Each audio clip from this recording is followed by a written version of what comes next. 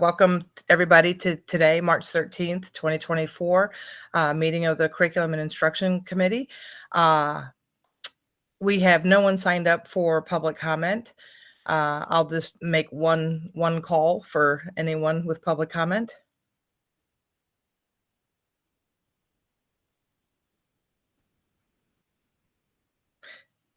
Seeing none, I'll just remind the primary reason we're meeting virtually is to boardroom renovations to upgrade our technology. So we'll be happy when we're back in the boardroom. Today, for our agenda, we'll start off with board member comments. I will just note that Mr. Jay has already communicated that he has no board member comments. And Mr. Bass, do you have any items? Yeah, I mean, looking forward to these presentations. When I was a teacher, I was teaching 8th grade and then 9th grade social studies. So certainly history and social studies is one of my passions. And yeah, also the advanced academics, certainly seeing how we can make even more equitable access. So yeah, very excited for these presentations. Okay, and I'll just weigh into that. I see Mr. J is now joined into the meeting, but I'd mentioned that he said he had no board member comments, and the same for Mr. Bass. I think my wheelhouse is curriculum and instruction, and so it's nice to have these discussions. And I was really excited looking through the materials for today. I will try to make sure we finish on time because I know we could carry. I can go on for a long time on curriculum because it's just. It's the heart of what we do. It is the heart of what we do at FCPS. So I'm very honored to be part of this committee and work with such astonishing colleagues that put this material together and do this work for the students of Frederick County. We have 4 items on our agenda. The secondary social studies updates, proposed new and pilot courses, proposed courses for discontinuation, and advanced academics. And so if we want to go ahead, and I'll pass the baton off to Mr. Murphy because I don't see Dr. Cuppett's name up on the screen, to go ahead and we can start with the secondary social studies update. Yes, thank you, Ms. Johnson, and we appreciate that this is your wheelhouse, and we appreciate all the board members' engagement in these topics today. In fact, as you just referenced, last time we took up the whole 2 hours and had to press pause, and so what we're gonna start off by kind of picking up where we left off. Go ahead, Ms. Johnson. I think you're on mute.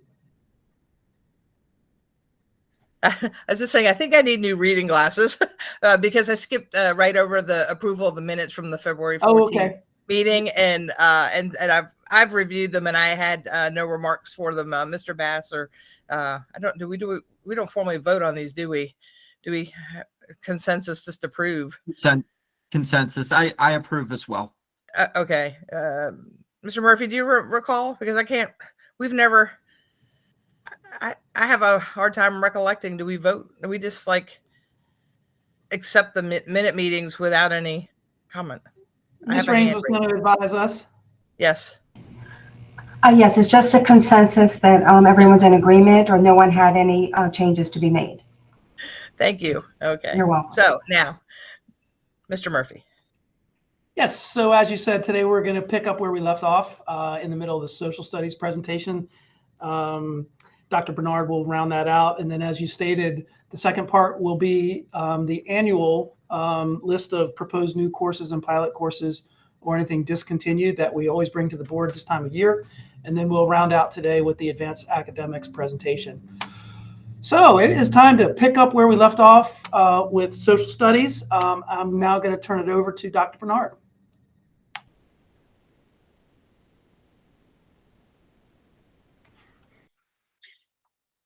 Good morning, everyone. Thank you for having me back. So we're going to pick up where we left off the last time. We had finished up talking about electives. One last piece about elective courses that I did want to state is that, we're so fortunate here in Frederick County Public Schools to provide such a robust education for our students.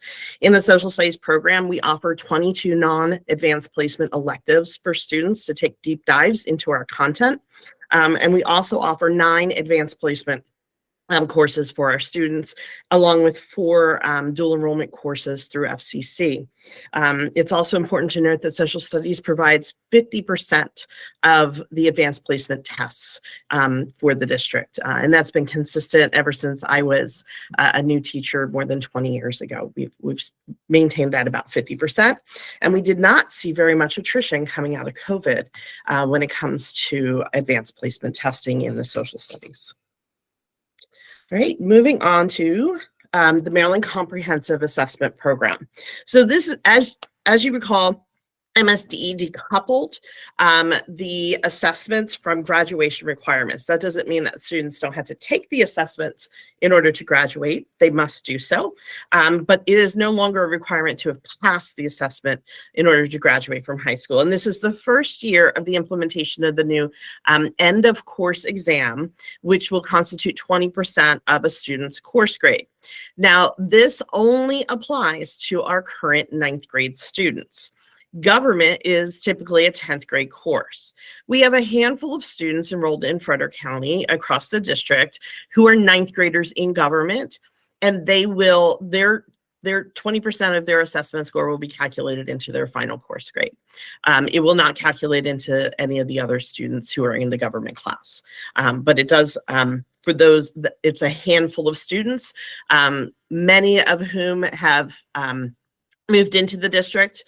We're already in a government course in another district, so we weren't going to start them over in a different social studies course. We just continued on their education as to not disrupt it when they came into Frederick County. So it's probably less than 10 students in the district overall that this will apply to this year. However, every student in government must sit for the MCAP exam. In advanced placement in government and U.S. government and politics, those students must sit for the advanced placement exam. They have to take an assessment in order to meet the graduation assessment requirement.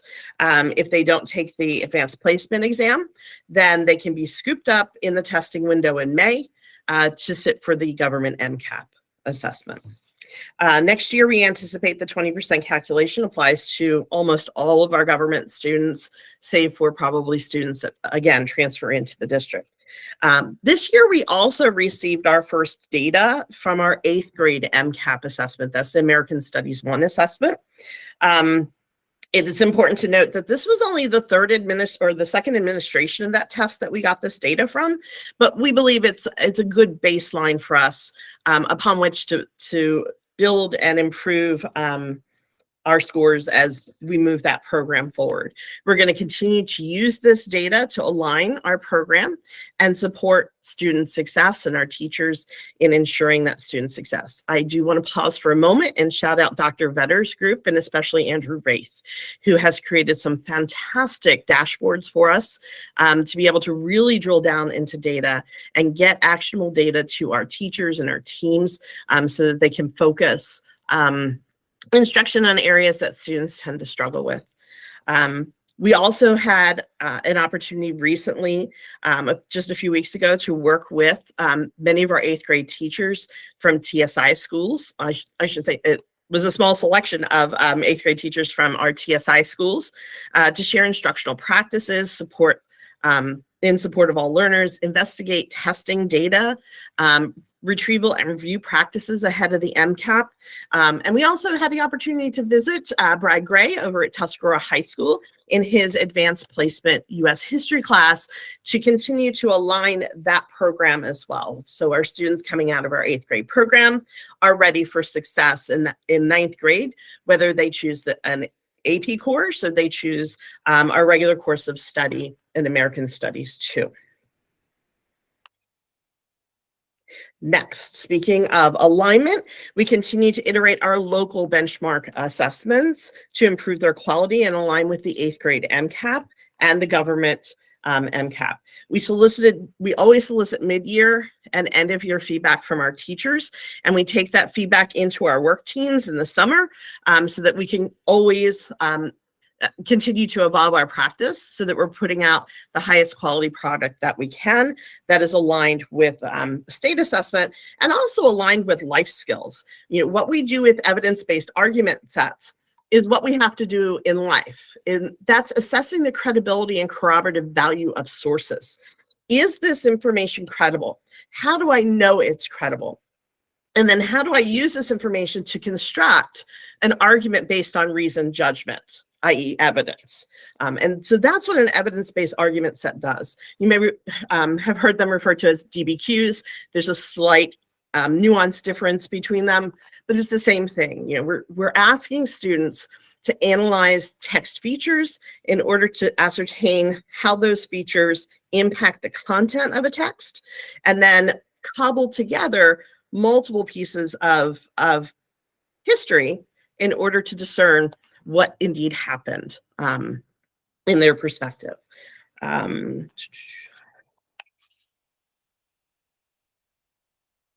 And we do require 2 per year. So there's a formative benchmark assessment, and then there's a summative benchmark assessment that occurs in all of our core classes from 6th grade to 11th grade. And that spiral skills and processes like claims, sourcing, assessment of credibility, and synthesis and corroborative value of sources. Our local benchmarks mirror the EBAs of the MCAP, which assesses the state's 6.0 skills and processes standard.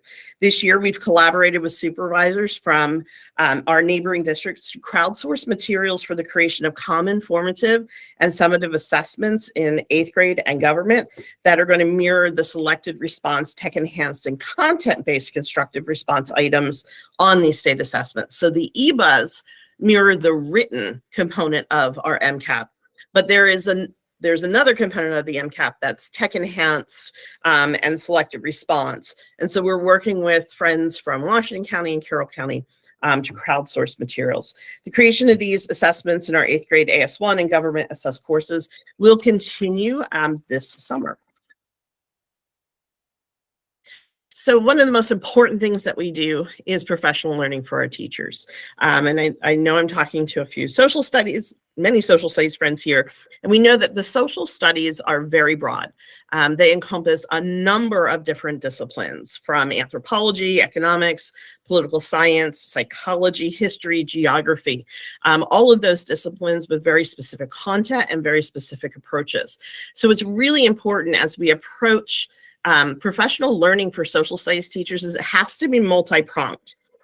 We look at how can we bolster our teachers, pedagogy, just basic pedagogy for instruction, but then how do we also help support content, areas of content that teachers have an interest in or that they're teaching that they might not have familiarity with. So we're looking at content efficacy, building that in our teachers, and pedagogical efficacy in delivering the content in social studies. So in highlighting the opportunities that we provide for our teachers, our approach is that multi-pronged approach. In August, we have one full PL day, and we usually set that up conference-like. There are certain sessions that all teachers are required to attend, while there are other self-selected sessions. And many of those self-selected sessions are provided by those organizations that are under the bullet for extended learning opportunities. We are so fortunate to live in such a resource-rich area. The Washington, D.C. area, there's so much expertise here. We're also fortunate to have very strong relationships with our local institutions of higher education to be able to bring professors in, mostly have been from Hood College, to provide special sections. So we've had professors from Hood College come in and provide sessions on Native American history, on Black and African American history, on local history. We work with street law, and we have been implementing a program with them on bringing structured discourse into our classrooms. So we can teach our teachers those pedagogical skills on how to navigate controversial conversations in a way that honors multiple perspectives and honors all of the voices in our classrooms. So those are just a few of the organizations that we have had at our our conference like curriculum days at the beginning of the year. We also leverage opportunities within established structures in schools for professional learning like ALP and retreats. This year we've worked with a number of schools during retreats as well as during their ALPs, but I have to say one of the best experiences was working with a high school. We often don't get to take high schools on a retreat, and we were able to spend a day just really digging down into the instructional practices in high school, equitable grading practices in order to move the program forward. We're also fortunate to have many extended learning opportunities from, like I said, a variety of these organizations. This year, and like I said, we participated in the street law program. The unique thing about the street law program is it was about 20 teachers. We're going to be wrapping up that program next week. It's 20 teachers, but they're elementary, middle, and high school.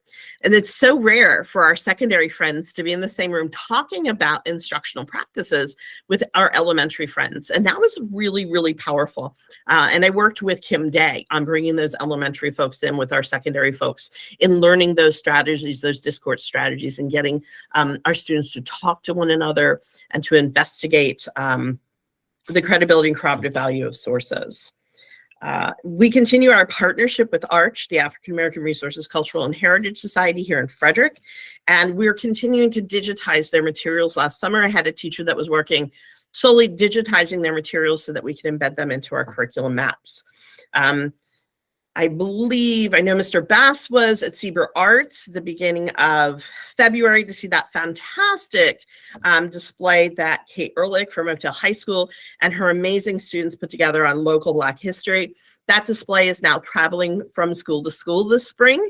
It will go around all of the high schools. 2 middle schools have signed up for it, and then we were out of room. But it is our hope that that display will continue to travel throughout the district in both middle and high schools going into the new school year. Finally, we work collaboratively with fellow supervisors, as I said, from surrounding counties, and this collaboration is going to be really integrally important as we roll out the new 6th and 7th grade standards that I discussed the last time we met. And then finally, last and certainly not least, what I consider some of the best part of the work that we get to do in Frederick County, and that's with students. I'm so fortunate to be able to work with, make sure I'm on the right one, to work with coordinators to provide these programs. We sponsor a variety of programs through the Social Studies Office. Overall, we are so heartened to see an increase in student participation across almost all of our programs. We had another successful Civics and Law Academy with almost 200 students signed up.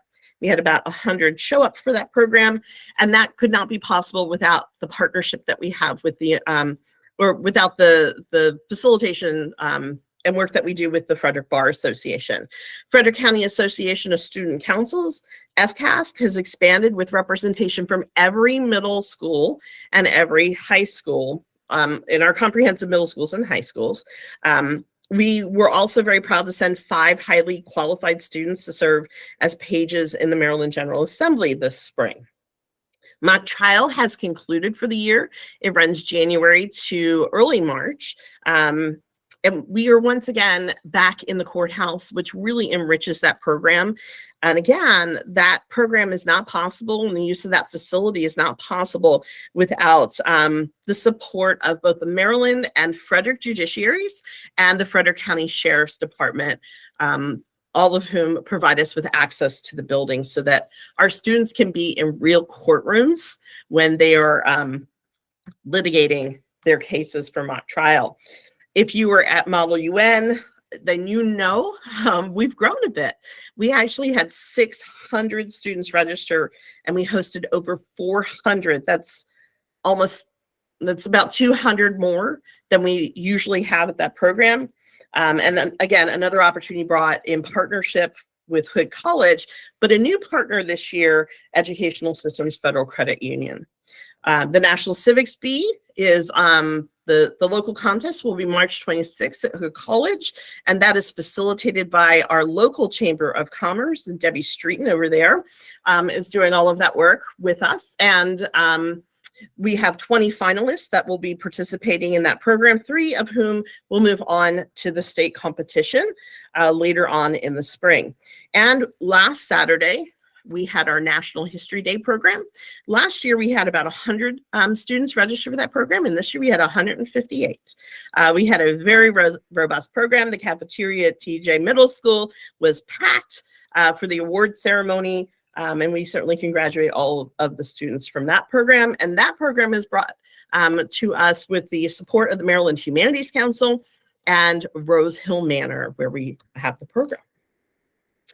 And then finally, student member of the board is also run through our office and is part of FCASC, but also it's a distinct program as well, so that we can ensure that we have the voice of students on our Board of Education and in that decision making.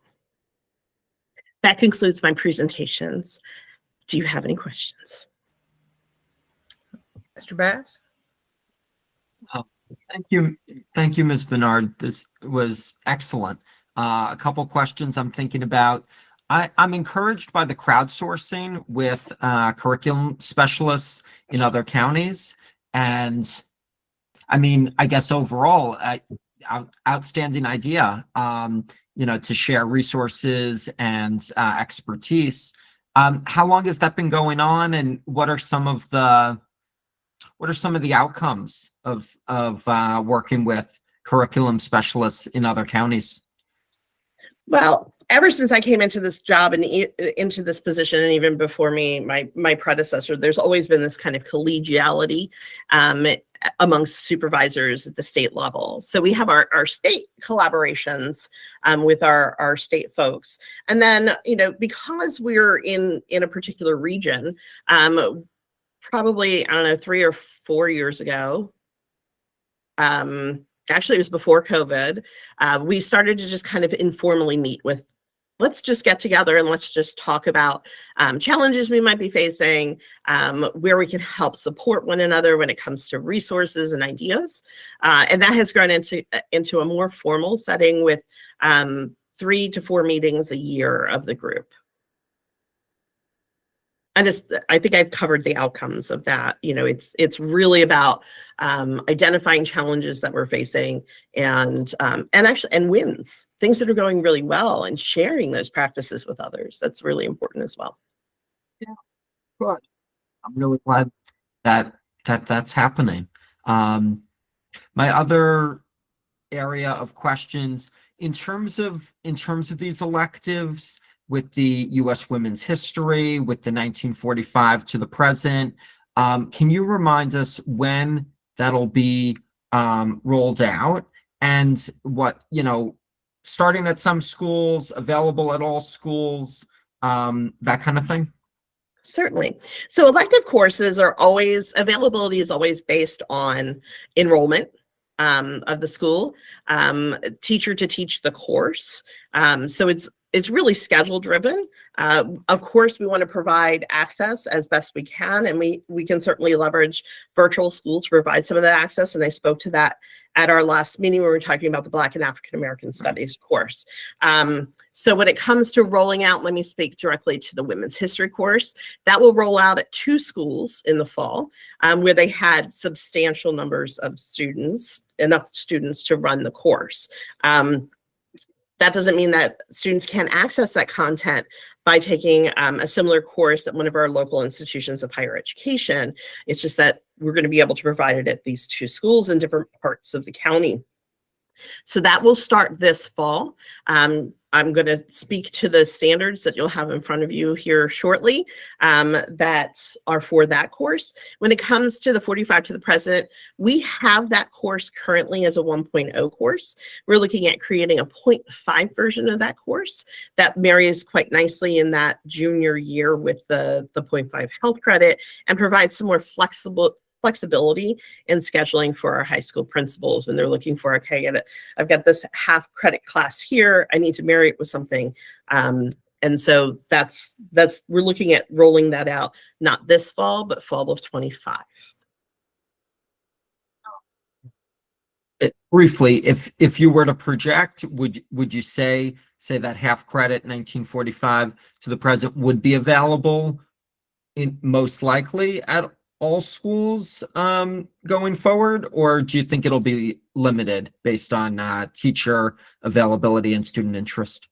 That's really dependent on staffing. It will be in the course catalog for all students to consider as a possibility in their enrollment.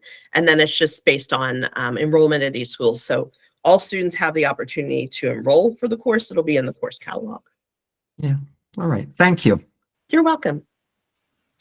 I have two questions. One is, thank you for the presentation.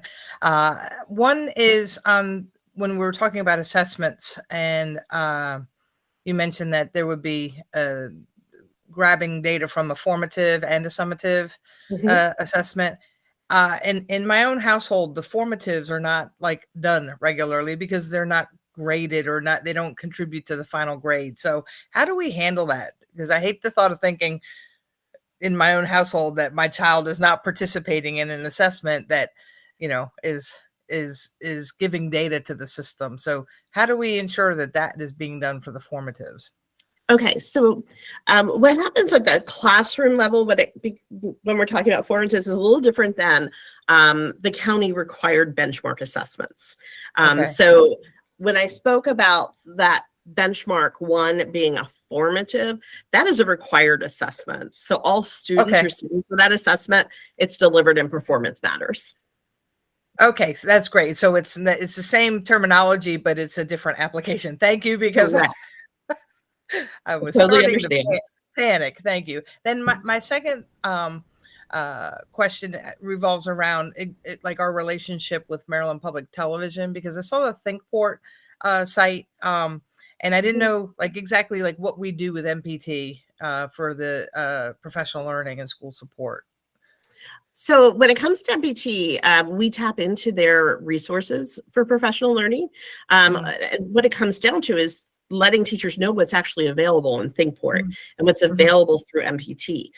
So last year we had some friends from MPT come and do a session for our teachers. Like, this is what's available. This is how to find it. This is how to create, you know, a playlist from our resources. So that's the work that we do with MPT.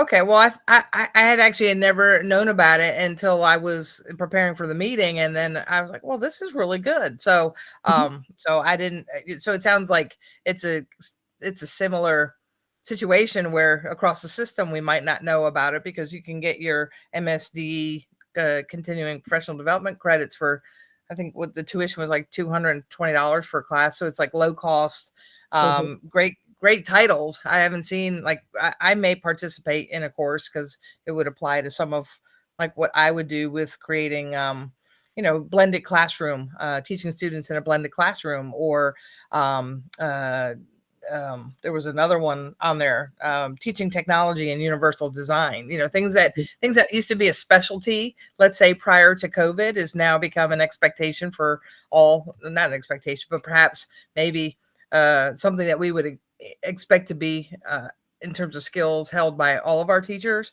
So I think that's great. So thank you for, again, I appreciate the learning I get by participating in these. Certainly. I do want to note that MPT comes to us with no cost in performing these smaller professional learnings for us. We've been very fortunate to have them provide that free of charge. Okay. And then Mr. J had pointed out that he thanks you for the presentation, and he'd like to highlight your work with our student members. If the board, they never cease to amaze us, and I would echo that. We're very fortunate. So, thank you very much. Okay, and seeing nothing else, we've had Ms. Johnson. Yes. Just that last point that Mr. J made about the student member of the board. And I just wanted to underscore those last two slides that Dr. Bernard shared about the student programming, the SMOB, the Model UN, the mock trial. Last time at the last meeting, we heard about STEM. A couple of weeks, we're going to have the science fair. We want this committee to know that student participation in these kinds of events is at all-time high. So as we think about recovery from the pandemic and some of the dips that occurred, same in visual and performing arts, same in the student programs you heard today. So we see a whole lot of promise in student participation in those activities. Mhm.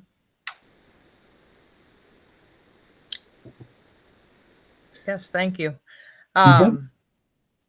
Okay, I see Dr. Cuppett's in the house.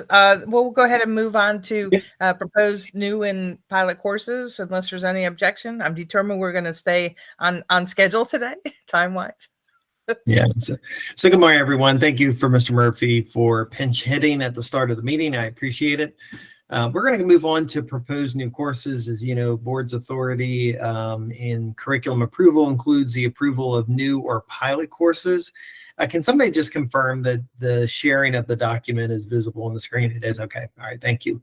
So our first speaker, well, we're going to ask Dr. Bernard to come back to the conversation as she talks a little bit about the United States Women History course and seek formal approval from you to pass on to the full board. So Dr. Bernard. Good morning again. So I'm presenting you with the standards for our new United States Women's History course. The board had already approved the course title and the course description that you see here. So what's up for approval from the board are the standards that we're presenting. It's important for the board to know that anytime we write a course or and standards for a course, that we do this with a work group of teachers. So I had some very, very dedicated teachers over the last 2 years work to create the skeleton of the course. And then we finalized within the office the standards for the course. Anytime we write standards, we always try to look to national standards or national organizations that have standards. When it comes to women's history, it's a specialized field and one that is very narrow and often overlooked. So finding standards, national standards, was quite difficult. I do want to attribute to the Women in the American Story resources from the New York Historical Society Museum and Library. We were able to use many of their resources to help guide the writing of these standards with their support for that use. So I present you with these standards. Do you have any questions about those standards or the course itself? I don't, Mr. Bass. I think they look comprehensive. Dr. Bernard, I want to thank you for your work on this. Yeah.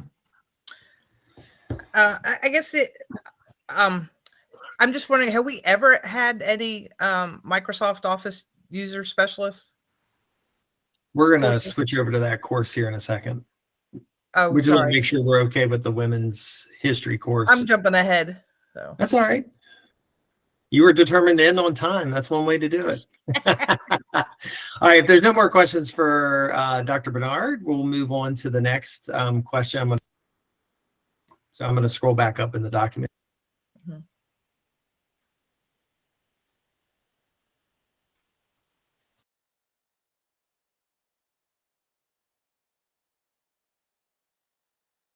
So Dr. Dwayne Cash is available for us. We actually have a couple of courses that are being proposed right now in world languages. So I'll turn this over to Dr. Cash to share a little bit about the background, where the courses are coming from, and the process for creating these.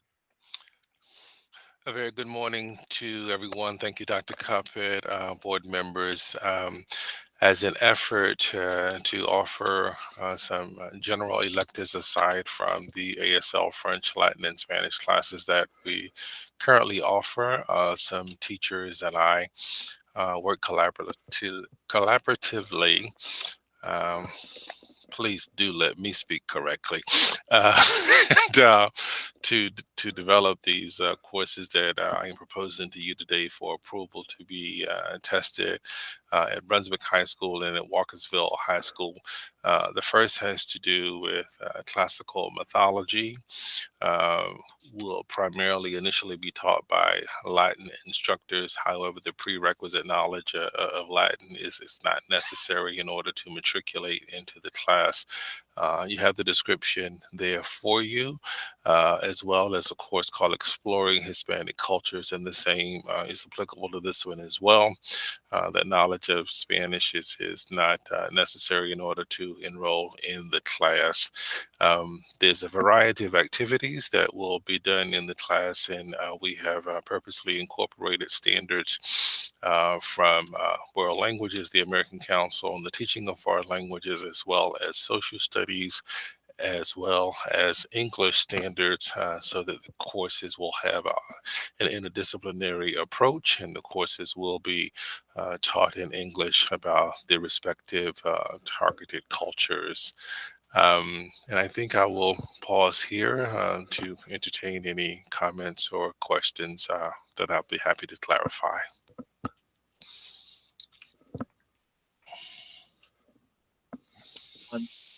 No, for me, I'm excited about both courses. I look at one aspect of this that is slightly outside of curriculum and instruction, but that these are offered at schools that I don't know, sometimes we as board members hear critiques that not every school is getting equitable resources. And I'm just really excited that Walkersville will have this Exploring Hispanic Cultures class, at least right to start, and that Brunswick will have the mythology class. And yeah, this is exciting to me. I hope there will be ways to kind of, I don't know, market it within the community and yeah, demonstrate what is being offered at each individual school. That feedback is duly noted, Mr. Bass, and I'll add that there are teachers at each of these schools who originally presented the ideas specifically for the reasons that you have mentioned, so that there would be more exposure there. And we will definitely make it our business to be very intentional about showcasing what's happening in these classes and involving members of the community as well. Excellent. Thank you. Any other questions before we move to our next course? Thank you, Dr. Cash. You are free to roam the planet, sir. Thank you, sir. Thank you all. Have a good day. Yeah. So the next course is the Microsoft Office Specialist course in our Career and Technical Education. And I believe Mr. Shoemaker is joining us today. Oh, Christine, you're going to handle this one? No, actually, Corbin is coming on. Okay. All right. So There he is. Yes. yeah. And I do want to point out to the board, you may have seen this, Mr. Shoemaker is now a coordinator. He's moved from a teacher specialist role to a coordinator in career and technical education. And we're very excited to have his expertise now in an administrative position. So Corbin. Good morning. Thank you for the introduction, Dr. Covett. Microsoft Office Specialist is a 0.5 class that we're requesting approval for in our business education programming.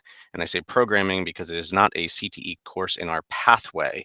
It is an additional course that we are requesting to serve a couple purposes. One, to give schools some flexibility and some options in that 11th grade year to pair with the 11th grade health class that we've heard a couple times mentioned today. This course takes the industry certifications that are already existing in some other business classes in our Microsoft and in our Office Systems Management class that has the Microsoft Office certifications embedded into it, and pulls them out and has a specific focus on the certification for the purpose of students earning it in the 11th grade class, rather than having to get to the 4th class in the business program to have that option. And so we're just doing these types of options to give schools the ability to register students into classes that get them a certification opportunity sooner in their high school experience, to align to the goal of the 45% requirement of high school students earning an industry certification. And so this is a new course, but the standards and the content is already existing in a 1.0. We are just pulling out the certification part down to this 0.5 version. Any questions about that? Yeah, and this, thank you.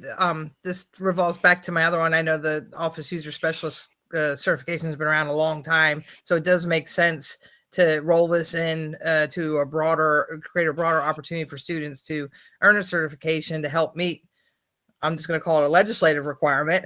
Do we know how much the exams cost these days? And do we have like a fiscal note for us on what we would anticipate this would cost for the exam taking?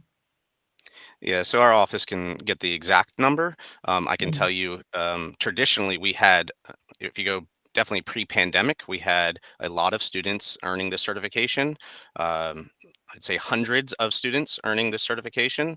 And post-pandemic, and due to some different processes put in place, due to the sequencing of the courses in the business ed program that MSDE has required us to align to, less students have accessed it. So we don't see this as a substantial, going to impact our budgeting purposes substantially. It's already occurring. We're just trying to do it a lot sooner in their programming. Okay. But we can get the exact Again, I numbers just, for you. yeah, I don't, I looked and saw the general pricing was $100. I just didn't, but it said if you're a student or an educator scheduled through Certiport. And so I just didn't know what that, if we're looking at, 1,000 students potentially, if we're trying to get to 45%, like what is our target? How's that? Do we have a target for how many students we would like to see start using this as one of their options for earning industry certifications? So I'll let Dr. Pearl speak to the one part, but looking in our business pathway, so we have 4 different options for students to be a completer in our business pathway. And one of them is the business administration pathway. Business administration pathway is where that industry certification currently lives. And so you have marketing, you have finance, and you have the advanced business management. So this is one option within that pathway that we have seen fluctuate in enrollment, right? When we added marketing, this one went down. So marketing took off and is our number 1 completer in that business pathway. So it's hard to say, what we expect the enrollment to be when we know that students are accessing these other options as well. It's hard to tell at this point, but Dr. Pearl might have some more information. And I just looked up the fees related. We buy vouchers, which are large numbers of industry certifications. Currently, we purchase vouchers, 2 of them at a cost of $6,739. But I would have to look through our invoices to find out exactly how many assessments that provides. Mhm. Okay.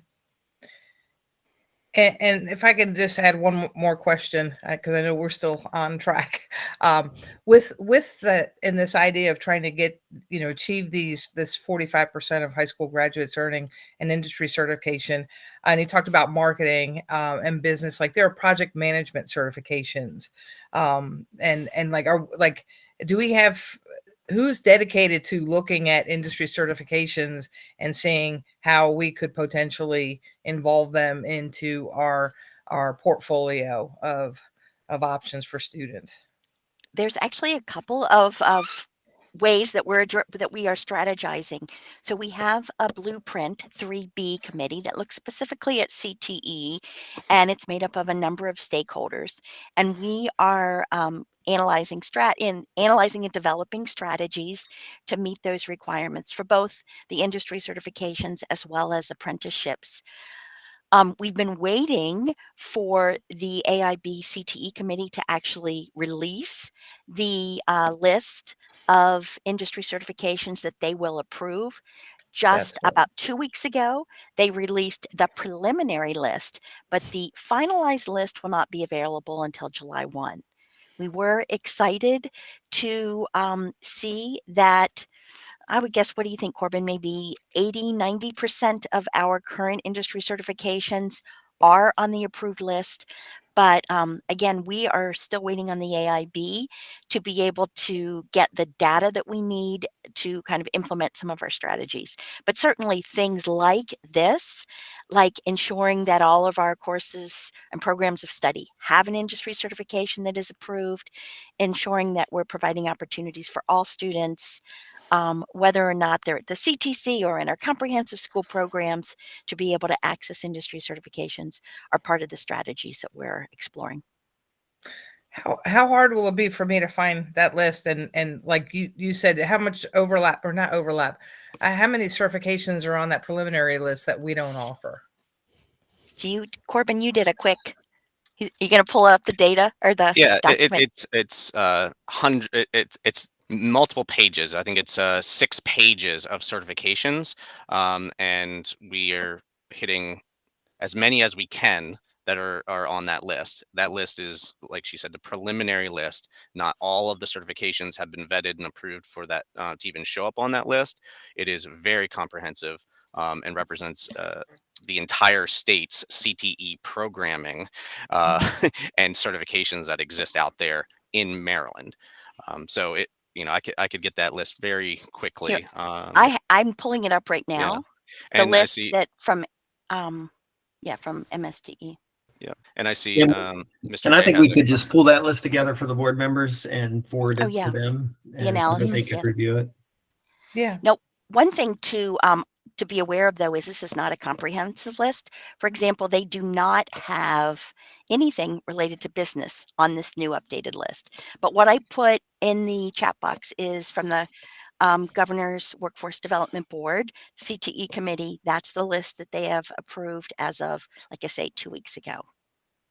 Now, Richard Kincaid, who is the executive director at MSDE, has shared that once the official list is approved by the CTE committee, that then individual school systems, there will be a methodology for us to request that additional industry certifications be reviewed. It would require feedback from our program advisory committees, which we have with industry partners. We have 17 different program advisory committees in FCPS for our different content areas, made up of industry partners who do help us to ensure that we're meeting the local workforce development requirements. And so with some feedback from them, I'm sure that MSDE will seriously consider some of the additional requests and then pass those on to the CTE committee.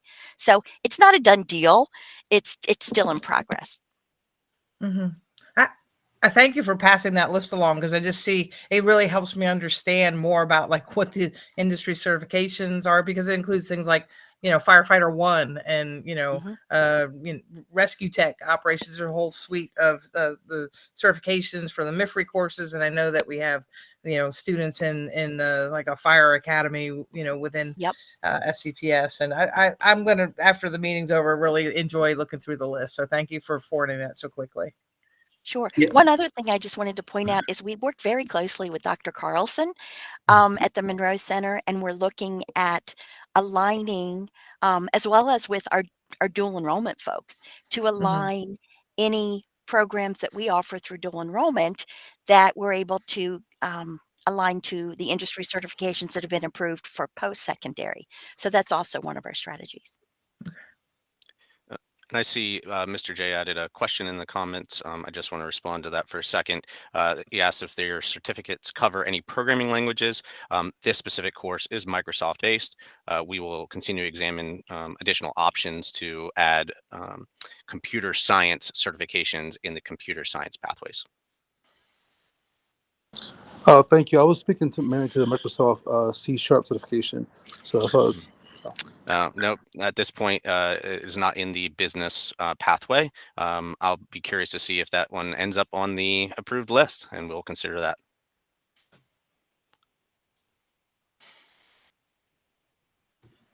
Hey. All right. Thank you, Dr. Pearl. Mr. Shoemaker, appreciate your time. We're going to go over to, I believe that might be the final course. Let me just double check. So that's a final course under new and pilot.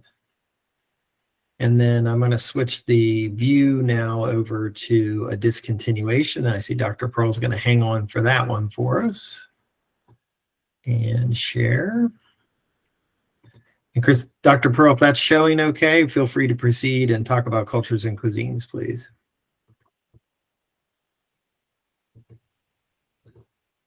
You're on mute. I'm muted.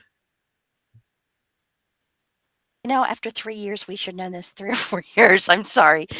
So part of our strategies with ensuring that all of our programs of study meet both the Perkins requirements of high growth, in demand, high wage programs, as well as ensuring that all of our programs of study and our courses align to industry certifications. We have been going through each of our elective type courses and trying to identify where we really need to clean up kind of some of our offerings. Now, the Cultures and Cuisines course, to my understanding, was put in place many, many years ago as a supplement to world languages to kind of fill teachers' schedules. And over time, it moved over to CTE simply because they utilize the kitchens. Now, unfortunately, this course, again, does not have any sort of industry certification. It's a fun course where students learn about cultures and they cook, which is great. Everybody loves to eat, but we do have culinary programs in our schools already that are leading towards industry certifications and preparing students for culinary. So at this time, we are requesting, again, as part of that process, to make sure that everything that we're offering will provide the high quality education that the Maryland Blueprint is asking us to move towards. So we're asking for discontinuation. Any questions about that? No, that makes sense.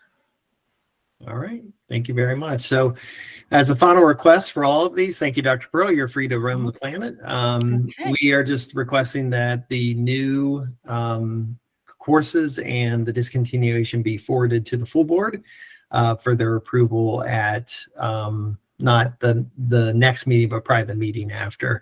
I'll also ask Ms. Rains, my executive assistant, to take the document that was shared in the chat today, which was the list of the draft list, and convert that into a PDF so that that can also be posted on today's minutes. Since that is a document that came into the public meeting, we want to make sure that's available for reference by the public if they're viewing the recording of the meeting today. So we'll have Ms. Rains work with Catherine to get that taken care of. So I'm going to stop sharing here. And we are going to move to our final presentation for the day.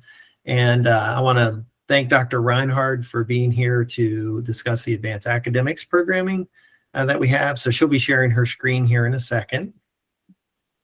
Dr. Reinhard, are you there? There she is. Yes, I am. Just getting things started. Thank you very much. I do want to thank Dr. Reinhard for her work. As you as board members know, that this year was a year where advanced academics and multilingual education both returned to the CII department, and we have been super excited to have both of those programs here. And I also want to thank Dr. Reinhard. She's joined our CII leadership team and has brought her expertise to the table there as well. And she's going to give you a rundown on all things advanced academics, and there's a lot going on in this space. So you may have some questions at the end, but I'm sure she'll be able to answer those. So I'll turn it over to you, Dr. Reinhard. Thank you. Excellent. Thank you so much, Dr. Cuppett. And I am really excited to have this opportunity to interact with all of you. Good morning. This is our annual presentation, which outlines the work that FCPS has done to align with the Code of Maryland regulations for gifted and talented education, or COMAR for GTE. But I would like to highlight that while this work launched our journey through reimagined identification and service delivery to gifted students, there really is a bigger vision to be highlighted in our story. And that is one of a philosophical shift in terms of how we approach matters of equity and access around gifted and advanced learner educational opportunities. And you can see by the logo on the screen, we endeavor to discover, uncover, and grow gifted and advanced learner potential. And it is because it is the right thing to do for our FCPS students. It's in keeping with who we are as a school system and where we stand on closing both opportunity and excellence gaps. And it's been a combination of the requirements by COMAR for gifted and talented education, along with the FCPS philosophy that have helped propel our priorities around equitable programming for all students forward. This is a confluence of priorities and guidance, which has brought some much needed attention to these students in terms of their cultural, linguistic, and economic diversity, as well as neurodiversity. And as a recap, I know you see these every year, these are the 4 main areas of the COMAR for GT education. And so a partnership between central office and school-based teams has catapulted the work forward. Since the heft of this work is at the school level, we really are grateful to our principals, to our instructional leadership teams, and especially our teachers, all of whom have shared in this work. And we're going to continue to grow in terms of equitable identification of GT students at every school. Early talent spotting and development are key to this work. And the expansion of pre-K programs has served to help broaden our scope with regard to these efforts. And such a lift requires additional supports for our school staff. And so a focus on ongoing professional learning in an ever-changing and diverse field of gifted education has been truly essential. Our advanced academics teacher specialists are instrumental in this work. Their collaboration during the screening and identification processes of gifted students has been paramount to efforts to ensure that we're finding diverse outlier talent in each and every one of our buildings using local norms. And the work has also been bolstered by FCPS Key Performance Indicator 17, which, as you know, focuses on GT identification, mirroring that of our student groups. And so formal GT identification begins in grade 2 through a universal screening process to determine the need for access for more rigorous instruction. And we now screen during grade 5 also, and we use the cognitive abilities test as well. And this casts the net for talent prior to students' entrance into middle school. It's this triangulation of data you see represented on the screen that actually determines final placement and programming decisions. But I can tell you that it's ongoing as the students move through the school system. And so you see a table that we've been compiling for quite a few years now, and it shows the identification of grade 4 students and their representation in GT services, as this was the group, the grade 4 students were involved in the earliest universal screening and GT identification processes. But these students were initially only served by FCPS magnet programs. And so what a difference the shift to GT cluster group services has made for students in terms of providing appropriate access to specialized services. But I want to dig a little bit deeper. And so, however, this next slide shows the reality that we still face in terms of ensuring equitable identification for GT services. And this is showing that, the grade 4 group. The red line represents the actual enrollment of our diverse grade 4 students in schools, and then the colored bars show GT enrollment. And so moving on to this next slide, this shows the grades 3 through 7 students GT identification, as these students were part of the universal screening that began during the 2018-2019 school year. So it's our current grade 7 students. And these data are going to look familiar to you because we did present these during the KPI updates presentation this past fall. And again, we know that we have more work to do. So since we're required to regularly report our progress and efforts to MSDE, we've been met with positive feedback about our action steps. And this really begins with the expanded universal screening and extends to the supports provided, both human resources and curriculum resources, as well as these extensive monitoring systems we have for equitable representation and monitoring of student performance. Our use of data is a strength. It's a credit to our collaboration with the data office and their creation of many dashboards for us to be able to use. In the Advanced Academics Office, we prioritize the integrity of the process of using multiple indicators to not only identify students for services, but as I just mentioned, monitor their growth. We use longitudinal databases and local norms to find the outliers in every student group, in every building. That's the local norms. But then we also have a significant effort to talent spot using a non-traditional data lens. And this has been launched through our reimagined early talent development program we call GEARS, Growing Elementary Advanced Academics Readiness in Students.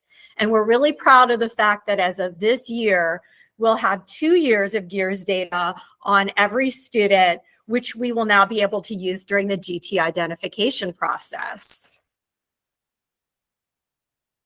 We're also proud that our Young Scholars program continues to expand, having added Butterfly Ridge, you see that highlighted in yellow, and Lincoln Elementary also highlighted in yellow. And these students are now part of the Young Scholars family. Additionally, we have a major celebration, Frederick County Public Schools' first Excellence in Gifted and Talented Education, or EGATE school. The Urbana team spent 2 years aligning their work, documenting their progress toward meeting 21 very rigorous criteria within 4 gifted and talented education objectives. These are criteria that actually extend upon the COMAR for gifted and talented education. And the good news is we currently have 2 more schools working toward earning EGATE status. So congratulations to them.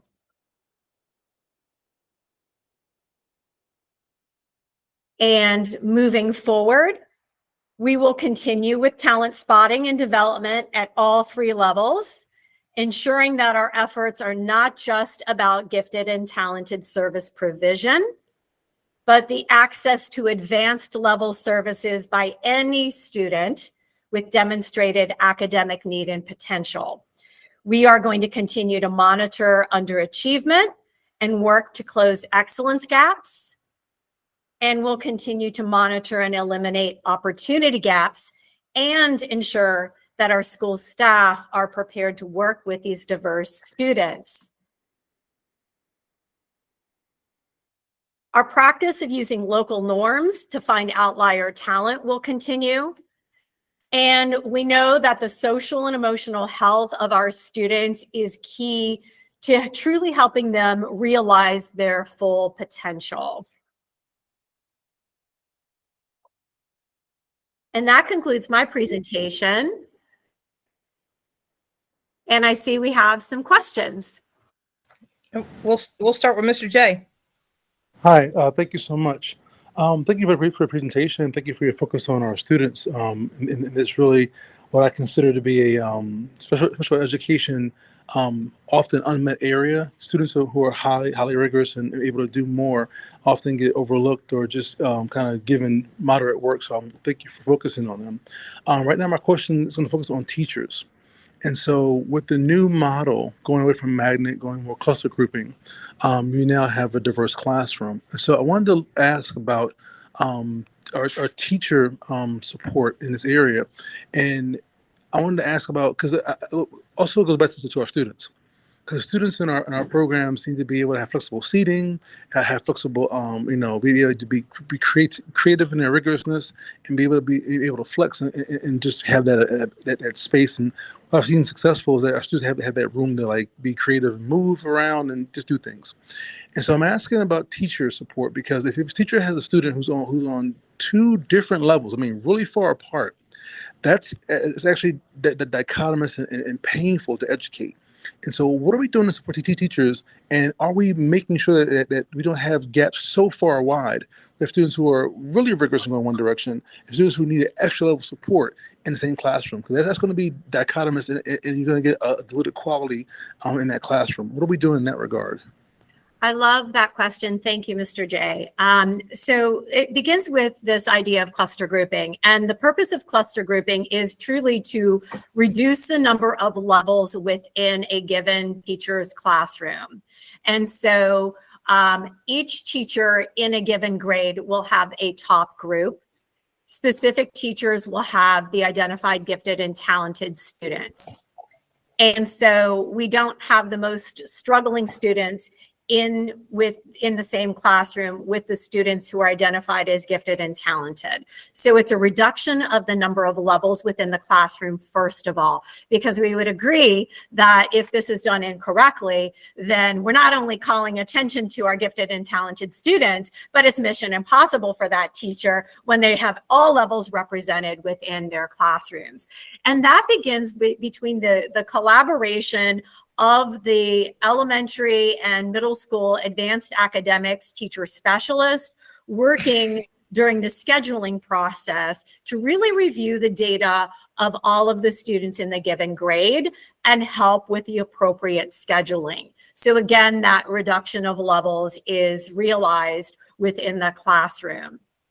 The second thing is to provide the teachers with appropriate resources that highlight hallmarks of gifted and talented education pedagogy to make sure that they feel supported. So putting those materials in their hands, but not limiting it to just the teachers who have the identified GT students. Any teacher has access to these resources because we know that students demonstrate advanced learner readiness at different times.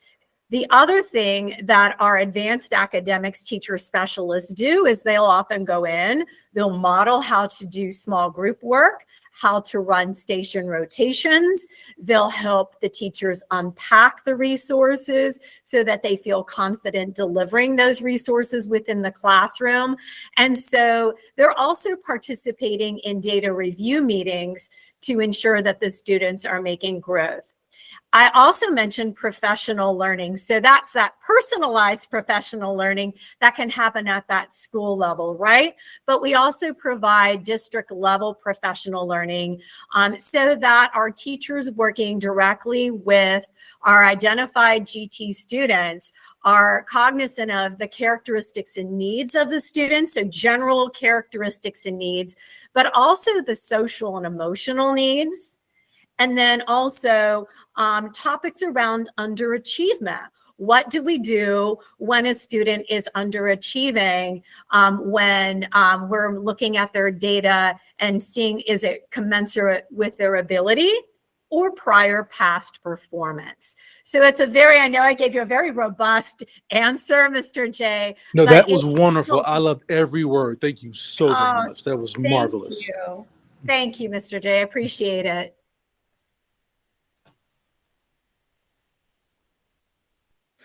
Mr. Bass. And then just before we jump to Mr. Bass, Mr. J, are you jumping off early today, or are you staying for the like, because we're wrapping up. Are you staying for the end of the? I can do about 15 more minutes today. All right. I have a comment I'm going to go ahead and just send to you just in case we're not finished. Okay. But then we'll go ahead and this is related to the previous topic, but then that way you can see it before you go. Mr. Bass? Sure, thank you. If I understood correctly, we have a number of different times and ways to assess for these gifted and talented programs, but that the universal screening only happens at 5th grade. Is that correct? So, Mr. Bass, there's universal screening in grade 2 and grade 5.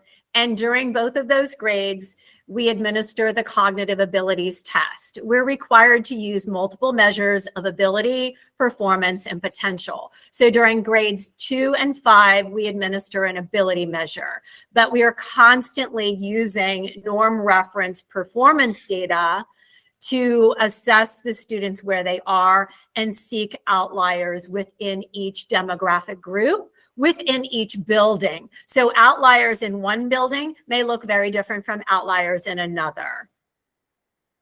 Yeah, I guess I'm wanting to think about and strategize on how we can close some of the demographic gaps in access to our advanced, well, not necessarily access, but to who's getting into our advanced academic programs. I just wonder if if more universal screening could increase the diversity within our advanced academics.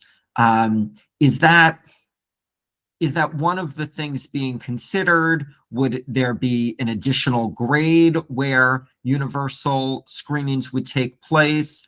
Or do you have other strategies right now to really ensure those demographic gaps are closed?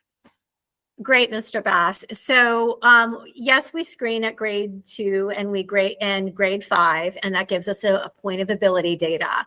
However, we're pulling, as I said, the nationally normed data from iReady assessments, but we also pull in the data from MCAP.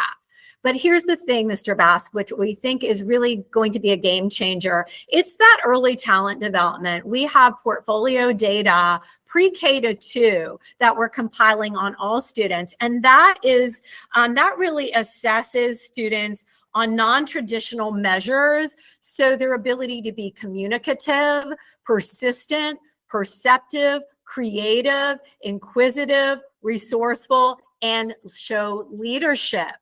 And so we think that is also going to give us another point of data. And like I said, this year we have 2 years of the early talent development data that we can weave into that universal screening process. And so again, sometimes students, maybe they have an off day when they take the ability measure, right? We all have bad days, and that happens for our students too.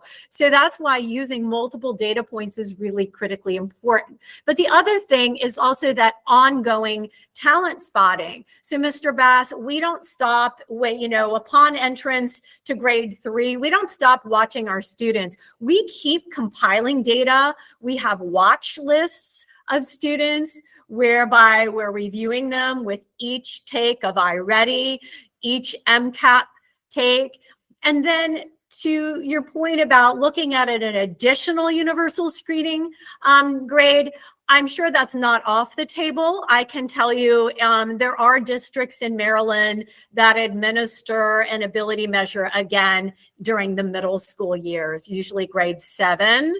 I can also share with you that we see more students identified in grade 5. We have some students who are, they have higher scores in grade 5 on that COGAT than they did in grade 2.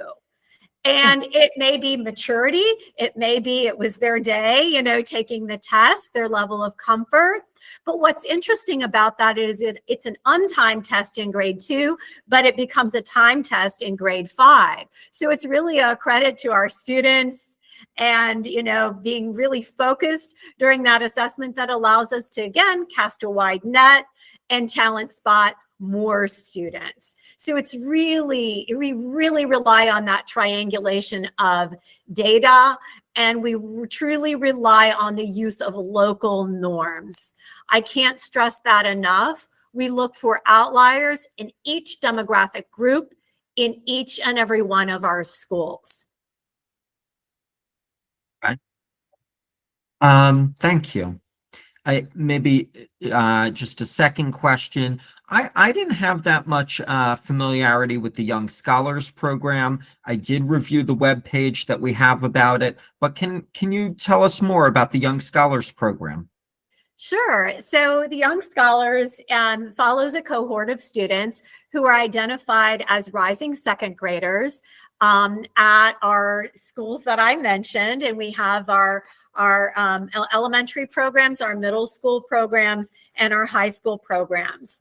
And that's been in place since 2013. And it began really with, it's funny, Monocacy Elementary School. And these are students who are traditionally underrepresented in gifted and advanced programs. And so they tend to be more culturally, linguistically, and economically diverse students. And so we identify them also using multiple points of data, but we also have a creativity measure, and we have a teacher recommendation feature as well.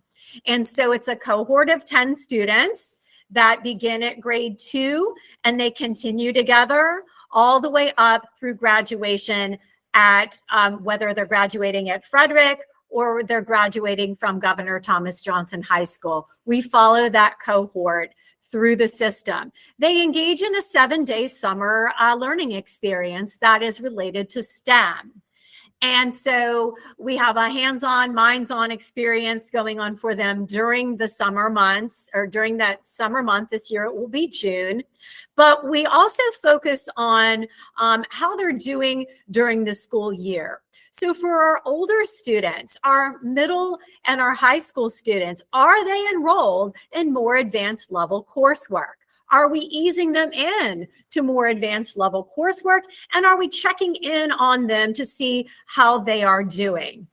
Right? And so there is that end. We begin with that end in mind, which is really putting them on target for a post-secondary experience that is matched to their talents. And we provide them with that talent development along the way. So thank you for asking about it. It truly is a point of pride. And Dr. Reinhardt, the summer component is something that would be an opportunity for a board member if they're interested to visit.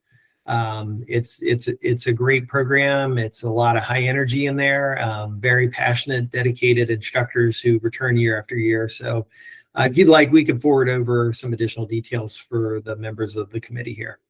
Yeah, that'd be great. Thank you very much. Yeah. You're welcome. Any additional questions? Yeah, I have a couple, and I'll just make a remark on the Young Scholars Program. So is that expanded or is going to expand to Butterfly Ridge and Lincoln? It's already begun its expansion. Okay. So we have 2 cohorts of students at Butterfly Ridge and 3 cohorts of students at Lincoln. So we phase it in starting at grade 2. Yeah, and I know they have been graduating because Mr. Bass, we at Frederick Community College, we applied for and received over $500,000 Department of Labor grant probably the year before I joined the board for offering like scholarships and additional intensive supports for students traditionally underrepresented in STEM fields. And so we actually met with the staff from the Young Scholars Program when we were talking about potentially having those students come up, through FCC. So it's not only did it pay their tuition, but it gave them grant additional like compensation, so they wouldn't necessarily have to go out and have a job while they're pursuing their studies at FCC. So that was my first introduction to the Young Scholars Program, which I think was wonderful, and I was super impressed with the FCPS staff who came over to do that presentation. and so I just want to make a remark on that. And again, Mr. J, he had his hand raised, and I'm sensitive to his time, and I have 3 questions, so I'd like to get back to them. But Mr. J, you want to go ahead and jump in? Thank you. Really, really briefly, I just wanted to also about young scholars. I wanted to give a shout out to Meg Lee, who led that program for many years with a passion and heart. And so I want to thank her for keeping that program alive in FCPS. And so I could tell you, Mr. Johnson, she started that program with Jason Anderson, who's the principal of Butterfly Ridge, and boy, wasn't he excited to get young scholars at his school. So he started at Monocacy, and he's continuing it at Butterfly Ridge.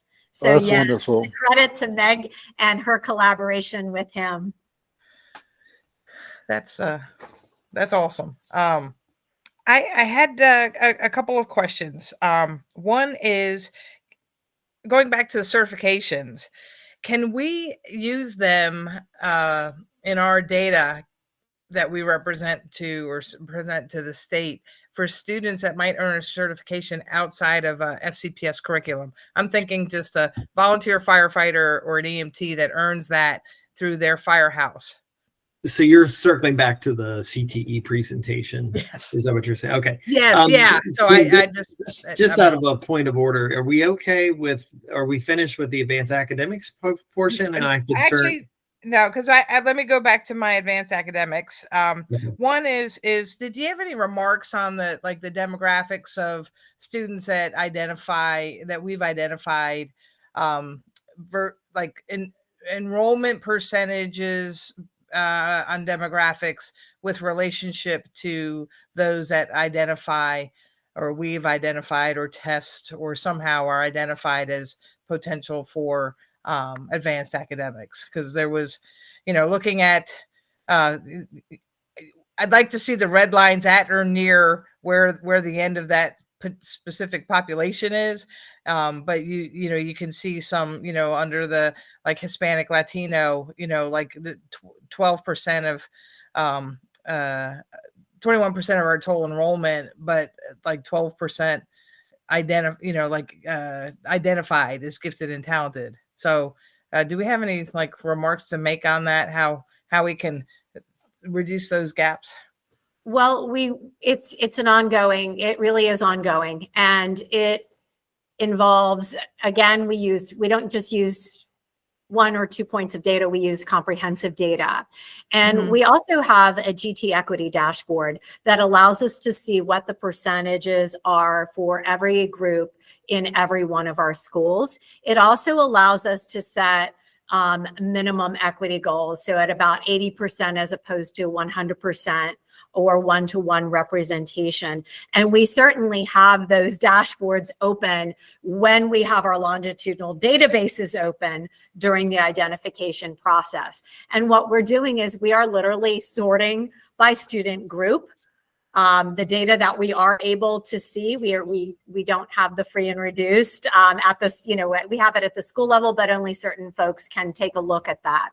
But we do look at the student group, and we sort by their data, and we find the outliers. And that's what we do each year to try to refine it and find more talent. But what we can't do is, skip over certain students. We want to make sure that there is integrity in the process. But what we really needed to do, Ms. Johnson, was start earlier and look at non-traditional sources of talent and how they appear even before the students may have, years of formal schooling under their belt. Mm-hmm. And I know it's ongoing work, but I feel that it's still something I want to recognize, in the presentation to us. And I appreciate your efforts to help kind of ensure we're trying everything we can to reduce those gaps between those identified versus the demographic natures that we're articulating. My second question is related to this. I know we talk a lot about how much data that we capture on students, we being FCPS and then within the system.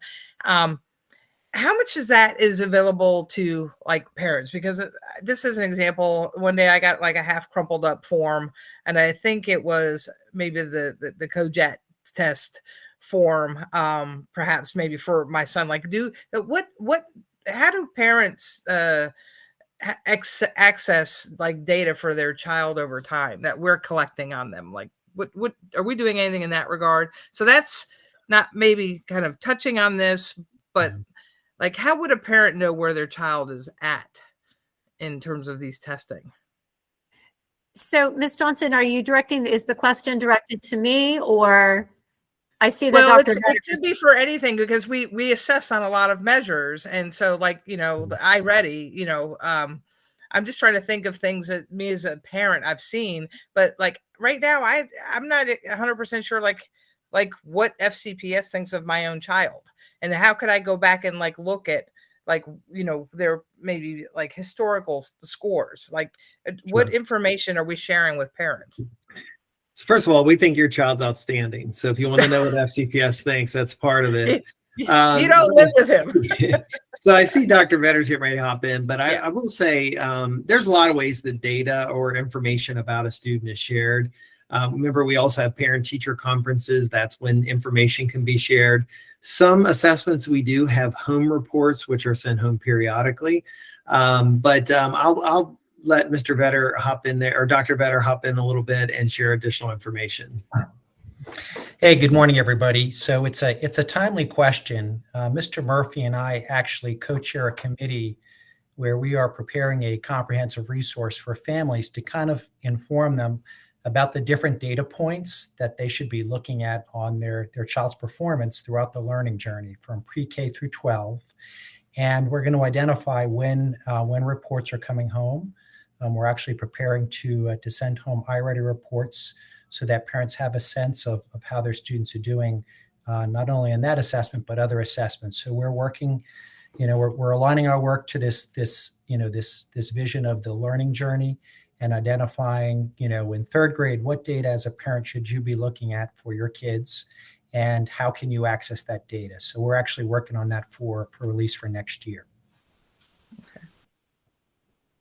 So I think what you'll see in the future, Ms. Johnson, is a more coordinated and predictable sharing of information about where a student is in their learning journey. It may not mean that we share every single assessment, teacher-based assessments, those type of things, but those big marks throughout the learning journey are going to be available. It's the work that Dr. Vetter's talking about is tied back to that whole idea of the learning journey. I don't know if you remember seeing the graphic of like so along the way, there are key data points that families should know about how their child's performing.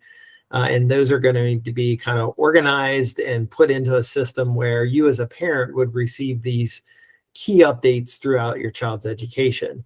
The other thing I think that's very important is if any student is struggling or having difficulty, and the school is going to look very closely at that student for supplemental instruction or intervention, there's a communication process that occurs with parents as well. So if a student has been identified for some additional support, parents would receive the information as to why that decision was being made, what the nature of that intervention was. And of course, we also have for a segment of our student population, the IEP process, where even more information is shared because typically there's additional assessment work that's done there. But I think the combination of everybody gets the learning journey information, and then some parents, when needed, receive additional information because of the supports that are being put in place for their kids, is going to be a pretty comprehensive way to get that information. We always kind of joke about, if we put the report in the book bag, does it ever get home? So we're also trying to address that a little bit about what's the best way to communicate this to our families in a safe and secure approach. So lots of people thinking about that right now as we move forward. So very timely question. Well, I appreciate the remarks on that. And what triggered the question was, I visually can see the learning journey graphic.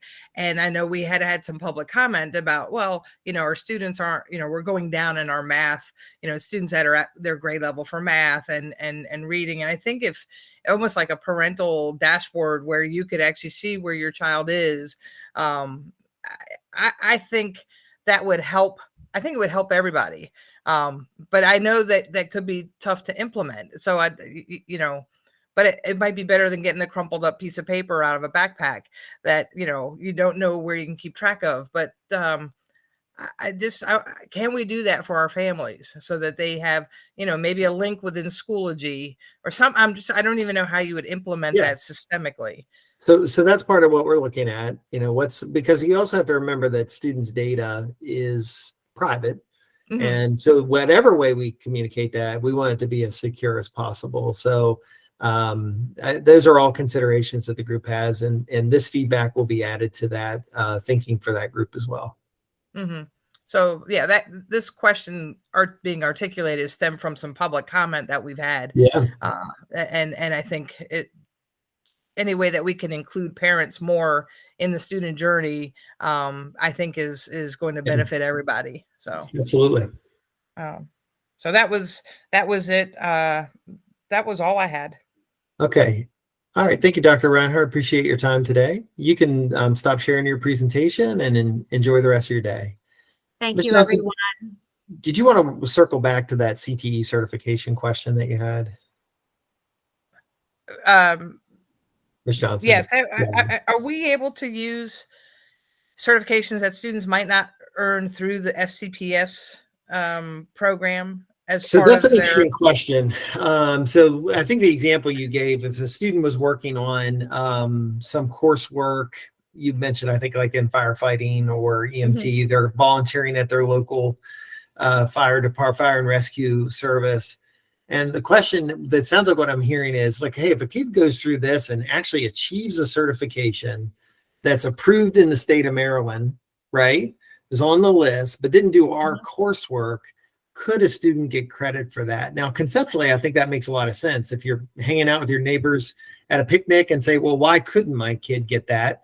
I don't know if that's always going to be the answer, but what we can do is I can have Dr. Pearl either provide that answer if she already knows that she's no longer here with us at the meeting, or seek that, because I think to your point, Ms. Johnson, if we're trying to get to that 45% of students that even have an industry certification or an apprenticeship, and they're doing that, why not give them credit and why not count that in our FCPS data? So we'll explore that information with Dr. Pearl and be able to get some information back to you as the CNI committee.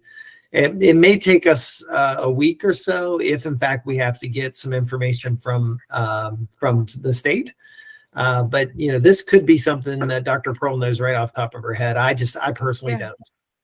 Well, I thank you. And it's not even like a week time thing. Is this on anybody's radar? And again, just from my specific lens in my local community, at any given time, we probably have a dozen high school kids that are not in the FCPS program for fire service that are in, taking, fire classes and maybe not necessarily EMT, because that's a long, hard class to pass if you're in high school, but a lot of Fire One students, that would achieve that certification. So why not? They have the certification. Why do we have to be the ones that like facilitate that if they're getting it in our community, which values that, aspect of that? I don't know why we wouldn't. I would challenge the state. I saw Mr. Murphy pop on. I don't know if you had any additional information from your background, Mr. Murphy, about this. Yeah, let's follow up as you suggested and get back to them with the process. But there clearly needs to be one. It's very parallel to how we receive students from other jurisdictions and award them credits and acknowledge their assessment scores and that kind of thing. So we will definitely look into that. Okay, thank you. Okay, so I think the next agenda item are just the items that will be scheduled for the next meeting. I don't have that in front of me, Ms. Rains. If you could share what we're going to be attempting to cover at the next meeting. I can. We'll be doing media updates and multi-tiered system of supports and the remote virtual program, as well as the Frederick County Public Schools virtual program, the high school program. All three of those are kind of annual updates that we provide to the board. So we look forward to those.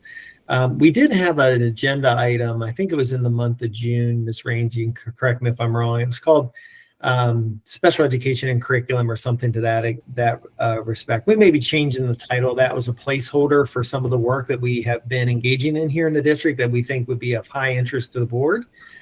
So look that there might be a title change, and we'll share that with you at the last meeting or at the next meeting, what the final title of that presentation is going to be. But again, I think this will be a high interest topic for board members. And so we're looking forward to bringing that presentation forward.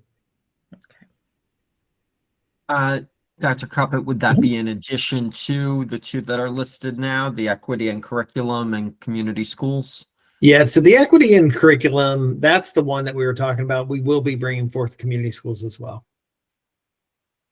Okay. So the equity and curriculum may have a slightly different title because we've been kind of toying around with the best way to title the nature of the work. Ms. Rains, did you have something to add? Well, I think he's referring to the fact that originally on the schedule, it was, Dr. Cuppet saying it was special education and curriculum. And then recently he said perhaps we'll change it to equity and curriculum. But again, it might also have another change, but it is that same item. And just to give you a little preview, this is kind of like a movie trailer. So we've been acquiring a lot of high quality instructional materials in our reading and our mathematics programs that we've added after the last couple of years. What we're doing is we've convened a multi-departmental group that includes colleagues from special education, multilingual learner, advanced academics, our equity team, our innovation team, and our curriculum folks. And they are looking very closely at each of these high quality instructional programs like an open court or an Into reading, and really lensing the work from the vendor as are there resources and materials that are available. And I know Mr. J would love this, easily accessible for teachers that guide them in how to meet the needs to the wide variety of learners who are in their classroom. So I have a multilingual learner or several. How do I have resources to help support them? I have some advanced learners here. How do I support them? And so these multi-departmental groups are going to go into each of these HQIMs over the next year or so, or perhaps even longer, and really make sure that those resources, if they're available, they're easy for teachers to access and understandable. If they're not available, we'll put together those supplemental materials. And that is a very comprehensive approach to looking at materials that are already high quality and then really tailoring them towards the district and our teachers to make their jobs easier to meet the needs of all learners. So we're going to give you an extensive presentation about the nature of that work. I know that very much aligns with where the board goes. I heard equity in the discussion today around advanced academics, Ms. Johnson talking about, and Mr. Bass about trying to increase that identification. It's the same thing, but this is instruction and pedagogy and resources for teachers. So I think it's going to be an interesting presentation. I'm sure you'll have lots of great questions. Excellent. Thank you. Yep. All right. So that's all that we have. And I'll just, I don't think any of the board members have anything else to add. I will say, I really appreciate everybody's work that they're putting forth on there. And I also appreciate the fact that, Mr. Bass and Mr. J, really engaged, members. Like we're not just like checking a box when we're coming in, participating on these meetings. We all care deeply about the subject matter. So I want to just recognize the both of them and my own personal interest in what we're doing curriculum wise. And these are parts of what being on from my perspective, being on the board, these are like the things I really enjoy, being part of and working on is this kind of thing with respect to our curriculum. So again, I just want to thank Mr. J and Mr. Bass for, your deep engagement to the subject matter, and for our colleagues, within FCPS that, present all of this for us in a way that's easy to understand and kind of like gets the juices flowing for like, how can we be better? So I assume we're adjourned. Yeah, I guess with that, we'll see you virtually. I think we'll have another virtual meeting. I haven't looked that far ahead to see if it's just the next one, April's meeting, and we'll be back in May or in person or not. So, but I know the next one we're still virtual. So, but I look forward to. We'll be prepared either way. So I look forward to seeing everybody in person. So. Thank you. You guys have a great day. Okay, you too. Bye-bye. Bye.